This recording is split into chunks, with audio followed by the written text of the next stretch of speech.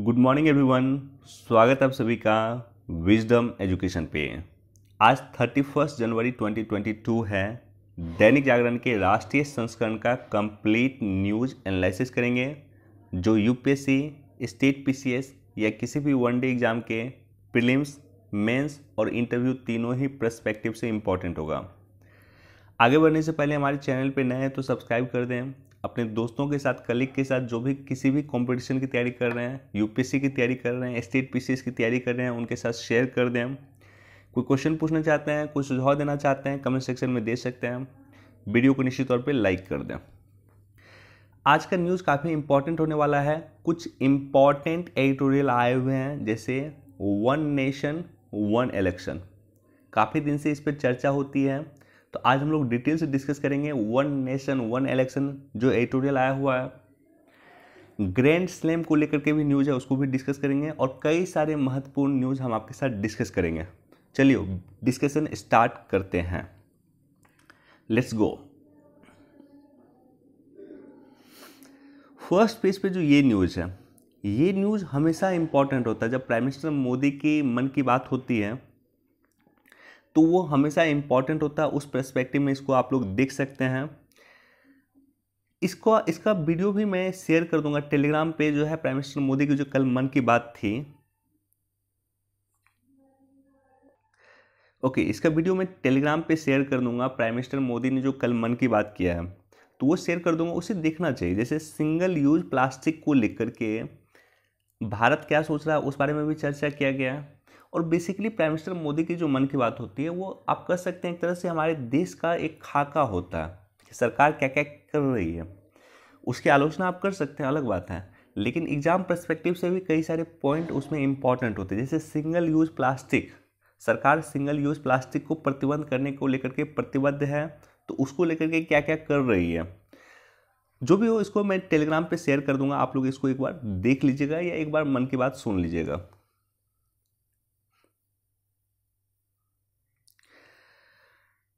Budget सत्र आज से पेगारस किसानों के मुद्दे पर केंद्र को फिर घेरेगा विपक्ष। काफ़ी इम्पॉर्टेंट दिन होगा आज का और कल का। आपके एग्जाम का सबसे इम्पॉर्टेंट डे जो होता है, किसी टॉपिक अगर होती है, यूपीएससी का सबसे इम्पॉर्टेंट टॉपिक होता है और आपके एग्जाम का सबसे इम्पॉर्टेंट डे होता है, तो वो बजट का दिन होता है। नॉर्मली बजट के दिन मैं देखता हूँ दिल्ली के मुखर्जी नगर में या राजेंद्र नगर में बजट के लोग वेट करते हैं, और जैसे ही बजट आता है उसका एक ओरिजिनल कॉपी मार्केट से परचेज करके पढ़ते हैं। तो आप लोग भी बजट जैसे आएगा, आज तो इकोनॉमिक सर्वे आएगा सबसे पहले, इकोनॉमिक सर्वे के बाद कल बजट आएगा, तो बजट और इकोनॉमिक सर्वे दोनों का ओरिजिनल कॉपी मार्केट में मिलेगा। उसको परचेज कीजिएगा और उसको पढ़िएगा। उसको ऐसा नहीं कि एक दिन में पढ़ना, उसको आप समय लगा करके पढ़ सकते हैं, लेकिन वो इम्पॉर्टेंट होगा। आने वाले एक वर्ष के लिए आपके लिए इम्पॉर्टेंट पूरा रहेगा बजट और इकोनॉमिक सर्वे। जो आज इकोनॉमिक सर्वे जारी होगा और कल बजट जारी होगा। आपके एग्जाम पर्सपेक्टिव से एक डॉक्यूमेंट जो सबसे अधिक इम्पॉर्टेंट है, जो गवर्नमेंट डॉक्यूमेंट है, तो बजट और इकोनॉमिक सर्वे है। बहरहाल इस पर हमारी भी नज़र रहेगी और बजट और इकोनॉमिक सर्वे को लेकर के मैं भी डिस्कस आपके साथ करूंगा। कुछ इंपॉर्टेंट टॉपिक जो चर्चा होगी बजट और इकोनॉमिक सर्वे में, मैं आपके साथ डिस्कस करूंगा, लेकिन इस पर नज़र होनी चाहिए। अच्छा, यहाँ पे चर्चा है पेगारस और किसानों के मुद्दे को लेकर के विपक्ष सरकार को घेरेगी। तो यहाँ पे सबसे अधिक इम्पॉर्टेंट है पेगारस मामला। पेगारस मामला को लेकर के एक और न्यूज़ नीचे दिया हुआ है, इसलिए मैं डिटेल से थोड़ा डिस्कस कर देता हूँ कि पेगारस मामला है क्या। पेगारस बेसिकली एक स्पाईवेयर है। स्पाईवेयर मतलब होता है कि आपके मोबाइल में एक तरह से वायरस है जो आपके मोबाइल में इनबिल्ट किया जाता है और उसके माध्यम से आपके इंफॉर्मेशन को चुराई जाती है। पेगारस इजराइल की एक कंपनी है, एनएसओ ग्रुप। इजराइल की कंपनी एनएसओ ग्रुप के द्वारा वर्ष 2010 में स्थापित किया गया था। अब देखिए, पेगारस जो है नॉर्मली इंसर्ट किया जाता है आपके मोबाइल पे, वो व्हाट्सएप के माध्यम से किया जाता है। जैसे हमने आपको व्हाट्सएप पे एक मैसेज किया या व्हाट्सएप पे आपको एक मिस कॉल कर दिया, तो हम अपने मोबाइल से आपके मोबाइल पे वायरस भेज दिया, या तो व्हाट्सएप के मैसेज या व्हाट्सएप के मिस कॉल के माध्यम से आपके मोबाइल पे वायरस चला गया।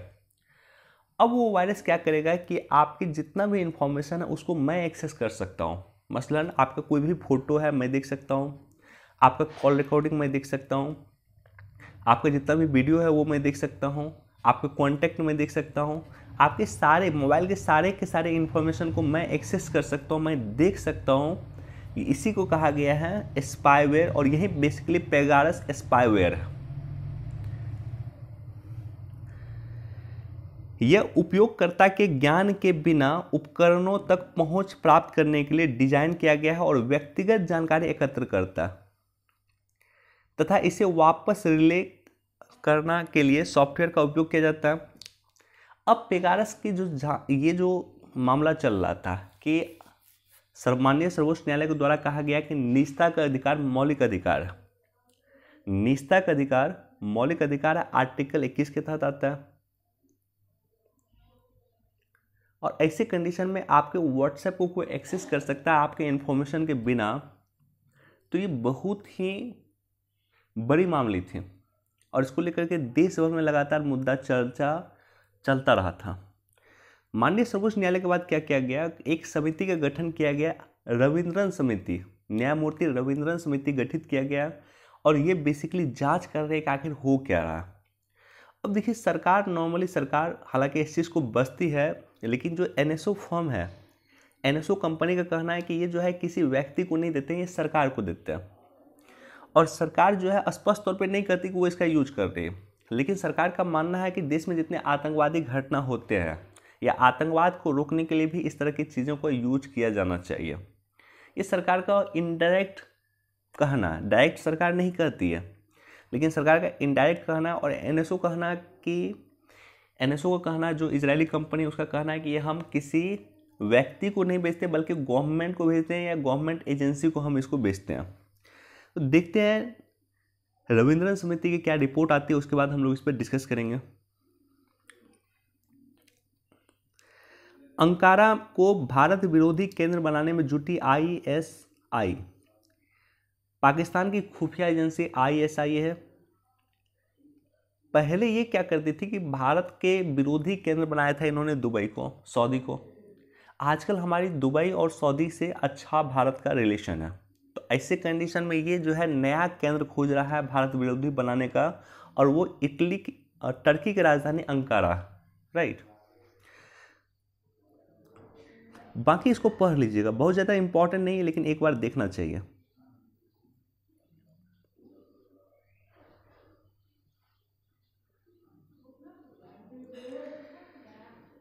सीबीआई ने 3 आईएएस अफसरों समेत 12 के खिलाफ जांच की अनुमति। देखिए यहाँ पे सबसे अधिक इंपॉर्टेंट मैं हमेशा बोलता हूँ कि सीबीआई है। यूपीएससी मेंस आप देखेंगे, यूपीएससी मेंस में सीबीआई चर्चा चल रही थी और सीबीआई में भी पर्टिकुलरली चर्चा चल रही थी आम सहमति को लेकर के, आम सहमति को लेकर के। अंग्रेजी में से कहते हैं जनरल कंसेंट। कई सारे राज्य जनरल कंसेंट सीबीआई से वापस ली थी। क्या इशू है हम लोग फिर कभी डिस्कस करेंगे या सेपरेट वीडियो बना करके डिस्कस करेंगे, लेकिन इसी पॉइंट पे यूपीएससी ने मेंस में क्वेश्चन पूछा 2021 का जो एग्जाम हुआ है कुछ दिन पहले। तो सीबीआई आपके लिए काफ़ी इंपॉर्टेंट है, हर जगह क्वेश्चन पूछा जाता है, प्रीलिम्स में खास करके क्वेश्चन पूछा जाता है। तो जब भी इसी तरह का न्यूज़ हो, कोई संस्था चर्चा में हो, उस संस्था के बारे में पढ़ लीजिए। कोई इंस्टीट्यूट चर्चा में हो, उस इंस्टीट्यूट के बारे में पढ़ लीजिए। न्यूज़ इंपॉर्टेंट नहीं है, ये न्यूज़ बहुत ज़्यादा इंपॉर्टेंट नहीं है, न्यूज़ से क्वेश्चन नहीं आएगा, लेकिन सीबीआई से क्वेश्चन आएगा। सेंट्रल ब्यूरो ऑफ इन्वेस्टिगेशन, यह भारत सरकार के कार्मिक, पेंशन और लोक शिकायत मंत्रालय के अधीन काम करता है। यह गृह मंत्रालय के अधीन काम नहीं करता है, यह कार्मिक, पेंशन और लोक शिकायत मंत्रालय के अधीन काम करता है। कई सारे बच्चों को लगता है कि सीबीआई जो है वो होम मिनिस्ट्री के तहत आता है, गृह मंत्रालय के तहत आता है, जबकि ऐसा नहीं है। सीबीआई कार्मिक, पेंशन और लोक शिकायत मंत्रालय के अधीन काम करता है। CBI is neither constitutional nor statutory body, ना तो एक संवैधानिक निकाय है और ना ही सांविधिक निकाय है। ना तो संविधान में इसका कहीं जिक्र है और ना संसद के किसी एक्ट के माध्यम से इसकी स्थापना किया गया। तो आप सवाल पूछेंगे कि सीबीआई को शक्ति कैसे मिला है, सीबीआई जांच कैसे करती है, सीबीआई रेड कैसे करती है। जब सीबीआई की स्थापना किसी एक्ट के माध्यम से नहीं किया गया तो सीबीआई जांच कैसे करती है। तो सीबीआई जांच करने के लिए एक जो है इस एक्ट के माध्यम से सीबीआई को शक्ति मिला है, जिसका कहा गया है Delhi special establishment act 1946। I repeat, Delhi special establishment act 1946 के माध्यम से सीबीआई को शक्ति प्राप्त है। सीबीआई की स्थापना 1963 में किया गया था और तत्कालिक जो रीजन था वो था गंभीर अपराध, उच्च पदों पे भ्रष्टाचार, गंभीर धोखाधड़ी, ठगी, गबन, सामाजिक अपराध, इस सब को रोकने के लिए या इसके अन्वेषण के लिए, इन्वेस्टिगेशन के लिए सीबीआई की स्थापना किया गया था। सीबीआई इंटरपोल के सहयोगी के रूप में काम करती है और सीबीआई के एक अधिकारी हैं अभी प्रवीण सिन्हा, आपने सुना भी होगा। इंटरपोल के कार्यकारी समिति में जुड़े हैं जो सीबीआई के अधिकारी थे प्रवीण सिन्हा। तो बेसिक इन्फॉर्मेशन आप लोग को देखिएगा, बेसिक इन्फॉर्मेशन याद रखिएगा सीबीआई के बारे में, चाहे ईडी के बारे में हो, चाहे अन्य किसी संस्था के बारे में हो। जब भी पेपर में कोई संस्था चर्चा में होता है उसके बेसिक इन्फॉर्मेशन आप लोग जरूर गेन करने का प्रयास कीजिए। देश में मेडिकल टूरिज्म को मिलेगी नई उड़ान। मेडिकल टूरिज्म क्या होता है? ऐसा टूरिज्म जो मेडिकल के कारण होता है उसे मेडिकल टूरिज्म कहा जाता है। जैसे आपने देखा होगा कि दिल्ली जो है, बांग्लादेश के कई सारे लोग दिल्ली में इलाज कराने के लिए आते हैं, पाकिस्तान से कई सारे लोग दिल्ली में इलाज कराने आते हैं, अफगानिस्तान से कई सारे लोग दिल्ली में इलाज कराने के लिए आते हैं, कतर वगैरह का आपने देखा होगा कई सारे लोग दिल्ली में इलाज कराने के लिए आते हैं। तो ये सब चूँकि हमारी मेडिकल फैसिलिटीज अच्छा है तो इसलिए ये सब के सब देश जो है, आसपास के देश है, वो हमारे यहाँ इलाज करवाने के लिए आते हैं। तो इसी से जो टूरिज्म डेवलप होता है उसी को कहा गया है मेडिकल टूरिज्म। ये टर्म हाल फिलहाल में काफ़ी चर्चा में रहता है। मेडिकल टूरिज्म एक नया टर्म है और काफ़ी इंटरेस्टिंग टर्म भी है।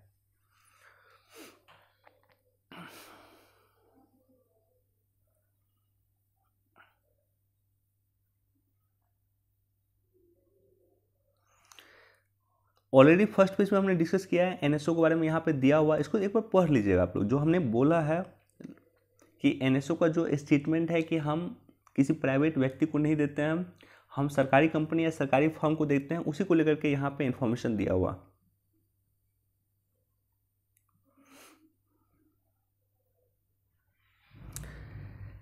राष्ट्रीय सुरक्षा, आज पूरा पूरा पेज जो डेडिकेटेड है ये राष्ट्रीय सुरक्षा। और वैसे भी अगर आप देखिएगा GS paper 3, UPSC GS paper 3 में आपको नेशनल सिक्योरिटी पढ़ना, तो इस पेज को आप लोग सेव करके रख लीजिएगा, ये भविष्य में भी आपको काम देगा, या इसको अच्छे से पढ़ लीजिएगा आप लोग।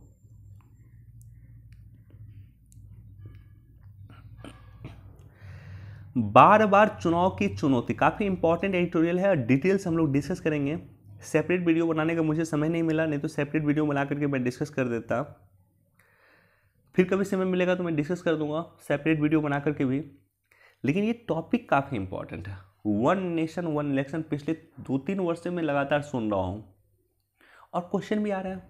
और अभी चर्चा में क्यों है, एडिटोरियल क्यों आया है? क्योंकि 25 जनवरी को जब हमारा देश राष्ट्रीय मतदाता दिवस मना रहा था, उसी समय में प्राइम मिनिस्टर मोदी का स्टेटमेंट आता है और प्राइम मिनिस्टर मोदी कहते हैं कि एक देश एक चुनाव पे बहस होनी चाहिए, निरंतर बहस होनी चाहिए, निरंतर चर्चा होनी चाहिए, पक्ष हो विपक्ष हो अपना पॉइंट ऑफ व्यू रखें, मंथन होगा तभी अमृत निकलेगा।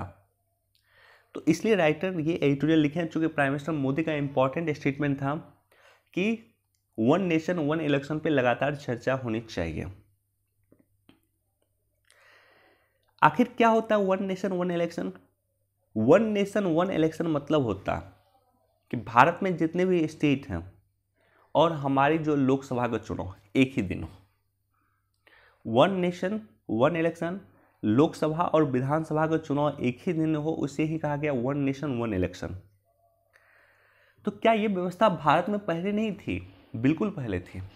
1952 का जो चुनाव हुआ था उस समय में वन नेशन वन इलेक्शन हुआ था। लोकसभा और विधानसभा के चुनाव साथ में हुए थे। 1957 का चुनाव में हुआ था, 1962 के चुनाव में हुआ था और 1967 के चुनाव में भी एक ही चुनाव हुआ था।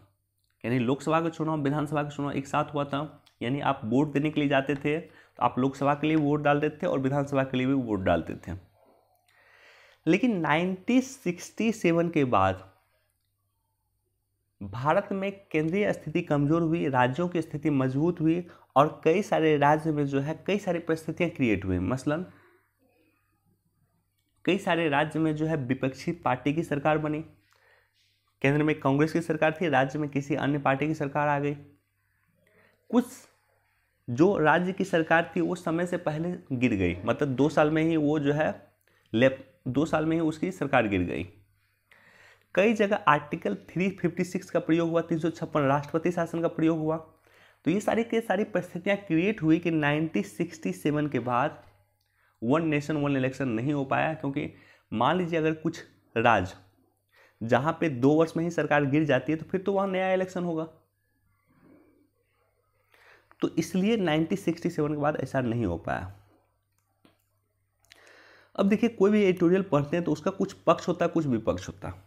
अगर एडिटोरियल पढ़ते हैं या कोई टॉपिक आप पढ़ते हैं तो उसके कुछ पक्ष को लिखिए, कुछ विपक्ष को निकालिए, कुछ पक्ष का पॉइंट ढूंढिए, कुछ विपक्ष का पॉइंट ढूंढिए और उसके बाद आप कुछ कंक्लूजन का पॉइंट भी ढूंढिए। तो आखिर वन नेशन वन इलेक्शन का क्या विपक्ष है, वन नेशन वन इलेक्शन क्यों देश में नहीं होना चाहिए, इस पे मैं कुछ पॉइंट आपके सामने में रखता हूं।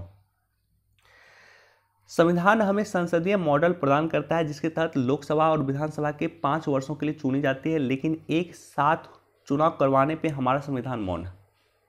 संविधान यह कहता है कि लोकसभा 5 साल के लिए रहेगी, राज्यसभा 5 साल के लिए रहेगी, विधानसभा 5 साल के लिए रहेगी। तो लोकसभा 5 साल और विधानसभा 5 साल के लिए रहेगी, ये संविधान कहता है। लेकिन संविधान इस बात पे मौन है कि चुनाव एक साथ होना चाहिए।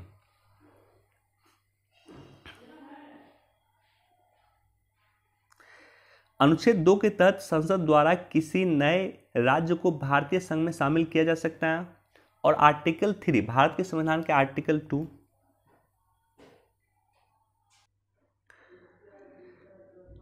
भारत के संविधान के आर्टिकल 2 में क्या प्रोविजन है कि किसी नए राज्यों को भारतीय संघ में शामिल करना, और आर्टिकल 3 में क्या प्रोविजन है कि संसद कोई नया राज्य बना सकती है।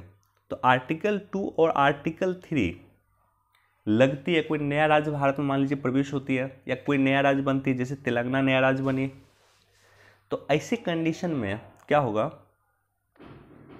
कि वहां पे चुनाव करवाने होंगे। तो चुनाव करवाने होंगे तो वन नेशन वन इलेक्शन हो नहीं सकता। अनुच्छेद 85(2) सब क्लॉज ख के अनुसार राष्ट्रपति लोकसभा और अनुच्छेद 174(2) के अनुसार राज्यपाल विधानसभा को 5 वर्ष से पहले भी भंग कर सकती है। तो एक तरह संविधान में हमारे पास ये प्रोविजन है कि राष्ट्रपति जो है लोकसभा को समय से पहले भंग कर सकती है आर्टिकल 85 के तहत, और आर्टिकल 174 के तहत राज्यपाल विधानसभा 5 साल से पहले भंग कर सकता है। तो ऐसे कंडीशन में वन नेशन वन इलेक्शन कैसे होगा। अनुच्छेद 352 के तहत युद्ध, बाह्य आक्रमण और सशस्त्र विद्रोह की स्थिति में राष्ट्रीय आपातकाल लगा करके लोकसभा का कार्यकाल बढ़ाया जा सकता है। और हमने देखा है पहले भी आपातकाल के दौरान लोकसभा का कार्यकाल 5 वर्ष का नहीं 6 वर्ष का रहा है, पहले भी हमने देखा। तो आर्टिकल 352 में प्रोविजन है कि युद्ध की स्थिति हो, बाह्य आक्रमण की स्थिति हो या सशस्त्र विद्रोह की स्थिति हो, तो ऐसी कंडीशन में राष्ट्रीय आपातकाल को बढ़ाया जा सकता है, लोकसभा के कार्यकाल को बढ़ाया जा सकता है। और जब लोकसभा के कार्यकाल को बढ़ाया जा सकता है तो वन नेशन वन इलेक्शन कैसे होगा। तो ये सारे के सारे ड्रॉबैक हैं। इसी के तहत अनुच्छेद 356 के तहत राज्यों में राष्ट्रपति शासन लगाया जा सकता है, और ऐसी स्थिति संबंधित राज्य के राजनीतिक समीकरण में अप्रत्याशित उलटफेर होने की संभावना, फिर से चुनाव की संभावना बढ़ जाती है। तो आर्टिकल 356 लगता है, राष्ट्रपति शासन लगते हैं, चुनाव की संभावना फिर से बढ़ती है। तो इसलिए भी एक नेशन एक इलेक्शन मुश्किल है।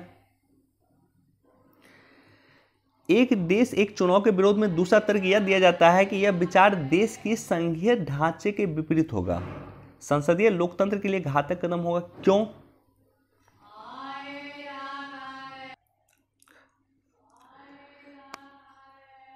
यह विचार देश के संघीय ढांचे के विपरीत क्यों होगा? उसका पहला रीजन है कि आप देखते होंगे कि लोकसभा का चुनाव, तो लोकसभा का चुनाव के समय में जो है राष्ट्रीय मुद्दा होता है वो हावी होता है। आतंकवाद का मुद्दा हावी हो गया, पाकिस्तान मुद्दा हावी होता है, या कोई अन्य राष्ट्रीय मुद्दा हावी होता है। इसी तरह से विधानसभा का अगर आप चुनाव देखेंगे तो जो लोकल इशू होता है, आपके यहाँ सड़क नहीं बना तो वो हावी होगा, आपके क्षेत्र में अगर मान लीजिए डेवलपमेंट नहीं हुआ, पानी नहीं आया तो वो हावी होगा, आपके क्षेत्र में नहर नहीं हुआ तो वो हावी होगा। तो विधानसभा के तहत जो चुनाव होता है उसमें लोकल मुद्दा हावी होता है, और लोकसभा का जो चुनाव होता है उसमें राष्ट्रीय मुद्दा हावी होता है। तो अगर दोनों का चुनाव एक साथ करवाया जाता है तो ऐसे कंडीशन में क्या होगा, ऐसे कंडीशन में राष्ट्रीय मुद्दा हावी हो जाएगा, पाकिस्तान का मुद्दा हावी हो जाएगा, इंटरनल सिक्योरिटी का मुद्दा हावी हो जाएगा, आतंकवाद का मुद्दा हावी हो जाएगा। तो इससे क्या होगा कि स्थानीय मुद्दा गौण हो जाएगा, स्थानीय लोगों की समस्या सुनेगा कौन। अगर विधानसभा का चुनाव होता है तो क्या होता है कि लोगों को लगता है कि भाई हमें पावर है, हम सरकार को बदल सकते हैं, हमें रोजगार नहीं दिया तो हम सरकार को बदल देंगे, हमें ये काम नहीं किया तो हम सरकार को बदल देंगे। तो ऐसी कंडीशन में लोगों में सशक्तिकरण का भाव होता है, तो स्थानीय मुद्दा गौण हो जाएगा। राष्ट्रीय मुद्दे के सामने स्थानीय मुद्दे गौण हो जाएंगे, और इसके विपरीत क्षेत्रीय मुद्दों के सामने राष्ट्रीय मुद्दे अपना अस्तित्व खो देंगे। लोकतंत्र को जनता का शासन कहा जाता है। देश में संसदीय शासन प्रणाली के नाते अलग अलग समय चुनाव होते रहते हैं, और जनप्रतिनिधियों को जनता के प्रति लगातार जवाबदेह बनाया जाता है। अगर एक देश एक चुनाव होगा तो ऐसे कंडीशन में जनप्रतिनिधि जनता के प्रति उत्तरदायी नहीं हो पाएंगे। क्यों नहीं हो पाएंगे? क्योंकि एक तो नेशनल जो मुद्दा होगा, राष्ट्रीय मुद्दा होगा, अंतर्राष्ट्रीय मुद्दा होगा, वो चुनाव पे हावी होगा, स्थानीय मुद्दा गौण हो जाएंगे, और 5 वर्ष पे चुनाव होगा। तो 5 वर्ष के लिए जो है सरकार पूरी तरह से भूल जाएगी कि हमें पब्लिक के लिए कुछ करना, क्योंकि जब लोकल इशू रहेगा ही नहीं तो सरकार पब्लिक के लिए क्या करेगी। इसके अलावा कोई भी पार्टी या नेता चुनाव जीतने के बाद निरंकुश होकर काम नहीं कर सकता, क्योंकि उसे छोटे छोटे अंतराल पे किसी न किसी चुनाव का सामना करना पड़ता है। अभी क्या हो रहा है कि छोटे छोटे समय पे कोई न कोई चुनाव होता है। कल यूपी का चुनाव, 2020 में बिहार का चुनाव था, 22 में यूपी का चुनाव हो रहा है, 21 में वेस्ट बंगाल का चुनाव था। तो ऐसे कंडीशन में सरकार देखती है कि कहीं ना कहीं हमें चुनाव में जाना है, तो हम क्या करेंगे कि लोगों को साथ लेकर के चलेंगे, कई सारे मुद्दों को साथ में लेकर के चलेंगे, इसलिए सरकार निरंकुश नहीं हो पाती है। इसका आप उदाहरण देखोगे, किसान आंदोलन जो चल रहा था उसे सरकार को वापस लेना पड़ा। एनटीपीसी वाला मुद्दा देख लीजिए आप, रेलवे का जो मुद्दा था, सरकार को वापस लेना पड़ा, क्योंकि यूपी इलेक्शन चल रहे थे। अगर यूपी इलेक्शन नहीं चलते तो क्या सरकार वापस इतना जल्दी लेती? बिल्कुल नहीं। तो सरकार को निरंकुश होने से बचाने के लिए भी एक देश एक इलेक्शन हमें नहीं चाहिए।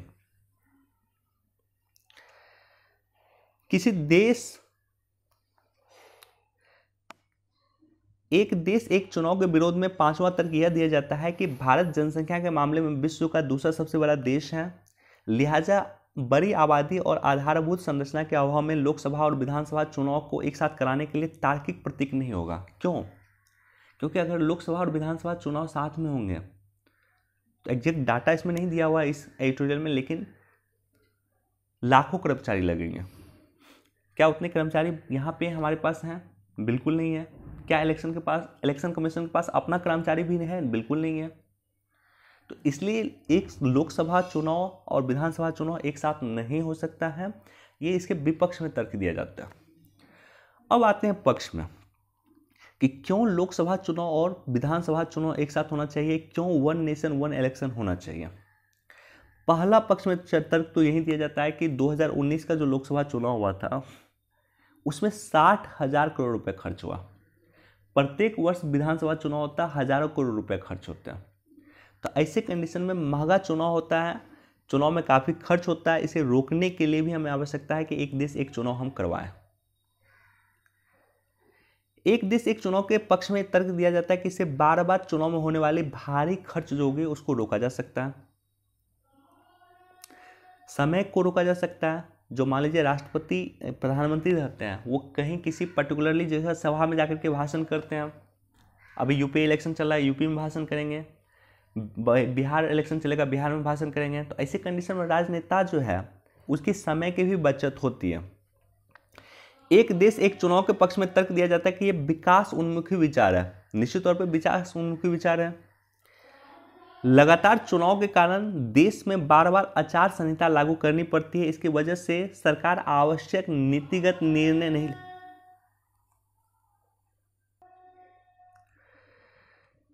एक देश एक चुनाव के पक्ष में यह तर्क दिया जाता है कि विकास उन्मुखी विचार है। लगातार चुनाव के कारण देश में बार बार आचार संहिता लागू करनी पड़ती है और इसकी वजह से सरकार आवश्यक नीतिगत निर्णय नहीं ले पाती है। देखिए होता क्या है, जब आचार संहिता लागू होती है तो सरकार कोई भी नीतिगत निर्णय नहीं ले सकता, कोई बड़ा डेवलपमेंट का निर्णय नहीं ले सकता। तो ऐसे कंडीशन में विकास बाधित होगा। क्यों? क्योंकि आप कोई निर्णय नहीं ले सकते जब इलेक्शन कमीशन आचार संहिता लागू करेगी। तो एक देश एक चुनाव के पक्ष में दिए जाने वाले तीसरा तर्क यह है कि इससे काले धन भ्रष्टाचार पर रोक लगने में मदद मिलेगी। निश्चित तौर पे आप भी जानते हो और मैं भी जानता हूं कि इलेक्शन के समय में काले धन और भ्रष्टाचार दोनों का एक्सट्रीम यूज होता है। अगर एक ही बार चुनाव होगा तो काला धन भी कम होगा, रोक लगेगा, और भ्रष्टाचार पे भी रोक लगेगा। एक देश एक चुनाव करवाने में सरकारी कर्मचारी सुरक्षा बल को बार बार चुनावी ड्यूटी पर लगाने की जरूरत नहीं पड़ेगी। यानी 5 साल में सिर्फ एक ही बार जो सरकारी कर्मचारी होंगे। देखिए इलेक्शन कमीशन के पास अपना कोई स्टाफ नहीं होता, तो इलेक्शन कमीशन क्या करती है कि जो अगर आप देखेंगे कि इलेक्शन के समय जो है जो टीचर वगैरह होते हैं उससे ड्यूटी पर करवाया जाता है, सुरक्षा बल जो होते हैं उसको ड्यूटी करवाया जाता है। तो बार बार जो चुनाव होता है उससे क्या होता है कि बार बार इन लोगों को ड्यूटी करवाना होता है। एक जो टीचर होते हैं वो बार बार, ज़्यादातर समय में देखता हूँ कि एक टीचर जो है बिहार के टीचर वो इलेक्शन करवा रहे हैं। तो एक देश एक चुनाव होगा तो ये टीचर अपने पढ़ाने पर ध्यान देंगे, बार बार इनको इलेक्शन में उतरने की आवश्यकता नहीं होगी। कई देश में यह प्रणाली और भारत में पहले भी यह प्रणाली रह चुकी है। एक देश एक चुनाव जो है कई देश में ये प्रणाली वर्तमान में है और अच्छे से फल फूल रही है। भारत में भी ये चीज़ पहले रह चुकी है, इसलिए एक देश एक चुनाव होनी चाहिए। अब देखिए विधि आयोग ने 170वीं रिपोर्ट दी थी 1999 में, और इसमें भी इन्होंने इस बात की सिफारिश किया था कि एक देश एक चुनाव होना चाहिए। इसको लेकर के इन्होंने विधि आयोग ने समर्थन किया था। आपको क्या लगता है कि क्या एक देश एक चुनाव होना चाहिए भारत में? कमेंट सेक्शन में ज़रूर आप लोग लिखिएगा। मैं चाहता हूं कि मैं आपका व्यू अब जानूं, आपके पॉइंट ऑफ व्यू में जानूं कि क्या आपको लगता है कि भारत में 1 नेशन 1 इलेक्शन होना चाहिए, लोकसभा और विधानसभा के चुनाव साथ साथ होना चाहिए अथवा नहीं। राष्ट्रीय सुरक्षा के लिए नया खतरा, इसको एक बार आप लोग खुद से पढ़िएगा। इसका जो बेसिक पॉइंट है, देखिए जस्टिस BN श्रीकृष्णा समिति बनी है डाटा प्रोटेक्शन को लेकर के, और ये न्यूज़ बेसिकली संबंधित है कि पाकिस्तान के 35 यूट्यूब चैनल को भारत ने बैन कर दिया। डाटा हमारे लिए इंपॉर्टेंट है, डाटा सिक्योरिटी हमारे लिए इंपॉर्टेंट है, साइबर सिक्योरिटी हमारे लिए इंपॉर्टेंट है, और इसके लिए सरकार ऑलरेडी एक समिति बनाई है जस्टिस BN श्रीकृष्णा समिति। जस्टिस BN श्रीकृष्णा समिति डाटा सिक्योरिटी को लेकर के अपना कोई भी डिसीजन ले चुकी है इनफैक्ट, और इन्होंने अपने डिसीजन को भेज दिया किसके पास? संसद के पास। संसद में लोकसभा में बिल पारित किया गया, और लोकसभा में बिल पारित करने के बाद उसको भेज दिया गया संसद की अस्थायी समिति के बाद।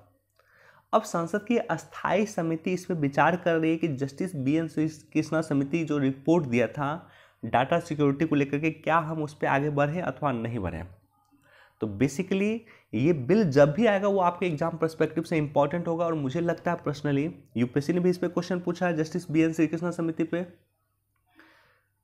और मुझे पर्सनली लगता है कि डाटा सिक्योरिटी पे हमें बहुत ही टाइट होकर काम करने की ज़रूरत है। हमें अच्छे से उस पर काम करने की ज़रूरत है, क्योंकि डाटा भविष्य की नीड है। बाकी इसको पढ़ लीजिएगा, बहुत खास नहीं है ये, इसको आप लोग पढ़ लीजिएगा, एग्जाम पर्सपेक्टिव से बहुत ज़्यादा इंपॉर्टेंट नहीं है, लेकिन इसको आप लोग पढ़ लीजिएगा। हाँ देखिए, अगर जब ये सुभाष चंद्र बोस चर्चा में है, ये आपके हिस्ट्री का पार्ट है, ये आपके GS1 का पार्ट है, और GS1 में क्वेश्चन पूछा जा सकता है सुभाष चंद्र बोस के बारे में। तो याद रखिएगा, जब भी कोई टॉपिक पेपर में चर्चा होती है तो उस टॉपिक से संबंधित क्वेश्चन जो है स्टैटिक पार्ट में भी पूछे जाते हैं।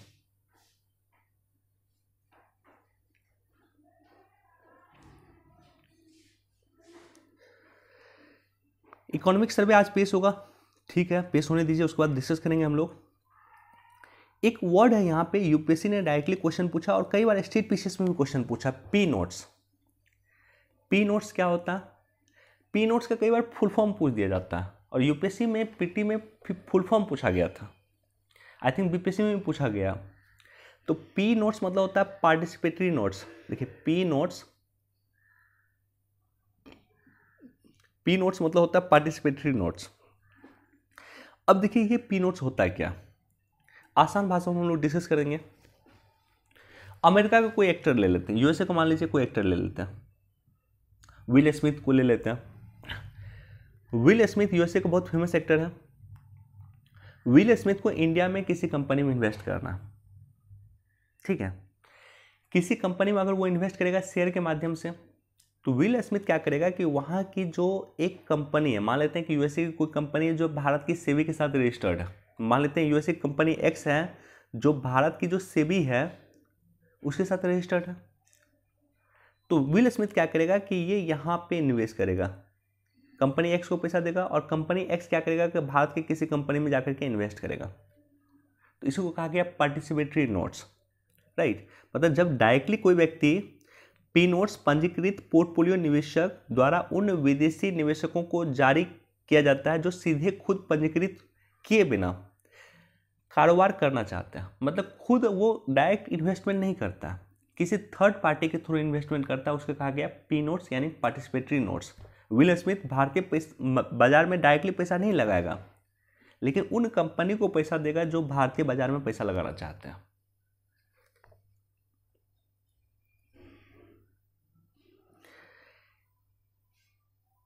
अगर ये न्यूज़ इंपॉर्टेंट नहीं है, national company law tribunal, national company law appellate tribunal, national company law tribunal एक तो एनसीएलटी है और एक है national company law appellate tribunal, ये दोनों ही ट्रिब्यूनल इंपॉर्टेंट है। कंपनी एक्ट 2013 के तहत इसकी स्थापना किया गया।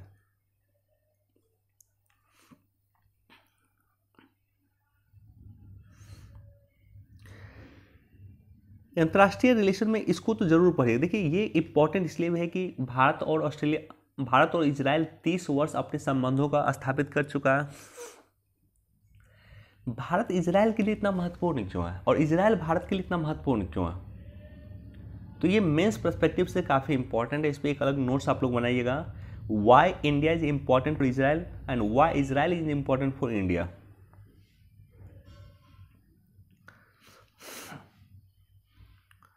बाकी इसको एक बार इसको आप लोग पढ़ सकते हैं, एक बार इसको आप लोग इसको भी आप लोग देख लीजिएगा।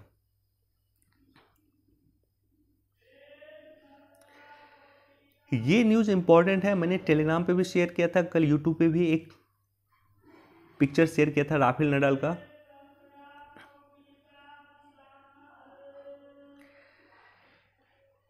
टेनिस के 4 ग्रैंड स्लैम होते हैं। ग्रैंड स्लैम मतलब हो गया बड़ा टूर्नामेंट हो गया। 4 ग्रैंड स्लैम टूर्नामेंट होते हैं जिसे मेजर टूर्नामेंट भी कहा जाता है, जो 4 होते हैं। सबसे पहला जो होता है वो होता है ऑस्ट्रेलिया ओपन, जो वर्ष का जो शुरुआत होता है वो जनवरी में होता है, ऑस्ट्रेलिया ओपन। अच्छा क्वेश्चन भी पूछा गया, सीक्वेंस वाइज क्वेश्चन पूछा गया है कई सारे स्टेट पीसीएस में या वनडे एग्जाम में कि सबसे पहले कौन होता है, उसके बाद कौन होता है, उसके बाद कौन होता है, उसके बाद कौन होता है। तो सबसे पहले ऑस्ट्रेलियन ओपन होता है, उसके बाद फ्रेंच ओपन होता है, उसके बाद विंबलडन होता है और उसके बाद यूएस ओपन होता है। तो याद रखिएगा कि ए से शुरुआत होता है और यू से समाप्त होता है। यू वैसे भी अंग्रेजी वर्णमाला के आखिरी चंद लेटर में से है और ए जो है अंग्रेजी वर्णमाला के पहले लेटर में है। तो ए से शुरू होता है, यू से लास्ट होता है। क्वेश्चन पूछा गया कि सबसे पहले कौन होता है वर्ष में, उसके बाद सीक्वेंस बताइए इसका। तो वर्ष में सबसे पहले होता है ऑस्ट्रेलिया ओपन जो जनवरी में होता है, उसके बाद मई जून में होता है फ्रेंच ओपन, विंबलडन होता है जून जुलाई में और यूएस ओपन होता है अगस्त सितंबर में। विंबलडन की शुरुआत सबसे पहले हुआ था 1877 में सबसे पहले विंबलडन की शुरुआत हुआ था। 1881 में यूएस ओपन की शुरुआत हुआ था, 1891 में फ्रेंच ओपन की शुरुआत हुआ था और 1905 में ऑस्ट्रेलियन ओपन की शुरुआत हुआ था। मतलब 100 वर्ष से अधिक ये सारे के सारे टूर्नामेंट का हो चुका। इस बार का अगर आप देखेंगे ऑस्ट्रेलियन ओपन तो ऑस्ट्रेलियन ओपन मेन सिंगल्स का खिताब जो जीता है वो राफेल नडाल स्पेन का जीता है। कई बार तो नाम पूछ दिया जाता है, राफेल नडाल कहाँ के हैं, तो स्पेन के हैं। और एशले बार्टी ने महिला का खिताब जीता है। ऑस्ट्रेलिया ओपन पुरुष का खिताब राफेल नडाल ने जीता और महिला का खिताब जीता है एशले बार्टी ने। अब राफेल नडाल ने हिस्ट्री क्यों क्रिएट किया? क्योंकि 21 ग्रैंड स्लैम इन्होंने जीता, 21 ग्रैंड स्लैम इन्होंने जीता है। इसके जो समतुल्य हैं रॉजर फेडरर जो स्विट्जरलैंड के हैं, उन्होंने 20 ग्रैंड स्लैम जीता है। नोवाक जोकोविच उन्होंने भी 20 जीता है और ये 21 ग्रैंड स्लैम जीत करके इतिहास रच दिया।